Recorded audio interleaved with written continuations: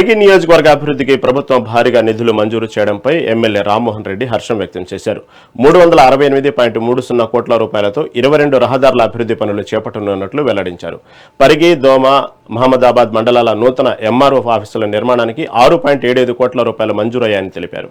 KP Lakshmidevipalli project కోసం భూసేకరణ చేపట్టామన్నారు. CM Revanth Reddy మంత్రులకు కృతజ్ఞతలు తెలుపుతూ రైతు భరోసా కింద 9,000 కోట్ల పంపిణీ ప్రక్రియ ప్రారంభమైందని అన్నారు.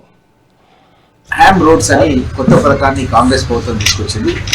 హ్యామ్ రోడ్స్ లో భాగంగా మన ఆర్ఎండ్బి డిపార్ట్మెంట్ ద్వారా, రహదారులు భవనాల శాఖ ద్వారా మన నియోజకవర్గానికి widening 2-lane road, double road from Chittampalli to Lalpad road, Vikarabad district.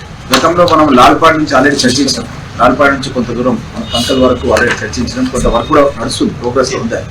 కానీ అటు సైడ్ నుంచి లేదనమాట, చిట్టంపల్లి నుంచి లేదన్నమాట. అక్కడి నుంచి వస్తే మన కనెక్టివిటీ ఇక్కడికి వచ్చేస్తాం. సో దానికి సంబంధించి ఈ అనుష ప్రాజెక్ట్స్ కంపెనీకి ఇది కాంట్రాక్ట్ అవార్డు కావడం జరిగింది. 14.7 కిలోమీటర్లు అన్నమాట, టోటల్ 14.7 కిలోమీటర్స్. దీనికి 40 కోట్ల 38 లక్షల రూపాయలు ప్రభుత్వం ఈ ఒక్క రోడ్డు పైన ఖర్చు పెట్టండి.